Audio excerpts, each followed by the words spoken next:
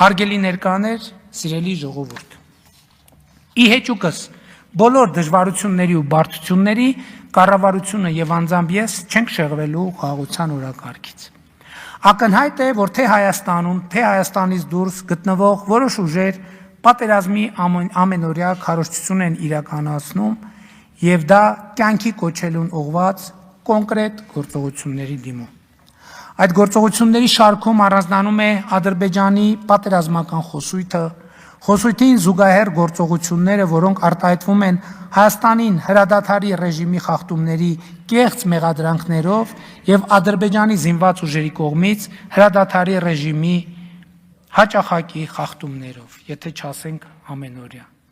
Այդ խախտումները հիմնականում կրում են չթիրախավորված բնույթ, չնայած վերջին 1 ամսվա ընթացքում Սյունիքի մարզի Խնածախ գյուղի թիրախավորման 2 կոնկրետ դեպք է արձանագրվել։ Բայց չթիրախավորված կրակոցներն այս ընթացքում լսվել են մեր հանրապետության մի քանի բնակավայրերում։ Նշանալ կրակոցները կամ Ադրբեջանի զինված ուժերում անկարգապահության հետևանք են կամ նշված բնակավայրերի բնակչության նկատմամբ հոգեբանական ճնշում գործադրելու նպատակ ունեն։ Հայաստանի Հանրապետությունը Ադրբեջանին կոչ է անում հետաքննել նշված դեպքերը եւ ձեռնարկել դրանք դադարեցնելուն ուղղված միջոցառումներ։ Ինքս վերահաստատում եմ, որ Հայաստանի բանակին տվել եմ հրադադարի ռեժիմը չխախտելու հստակ հրահանգ եւ Հայաստանի Հանրապետությունը պատրաստ է քննել մեր բանակի կողմից հրադադարի ռեժիմի խախտման մասին տեղեկությունները։ Միևնույն ժամանակ կրկին Ադրբեջանին առաջարկում եմ սահմանային միջադեպերի, այդ թվում հրադադարի ռեժիմի խախտումների հետաքննության համատեղ մեխանիզմ ստեղծել, որը կգործի ամենօրյա ռեժիմով։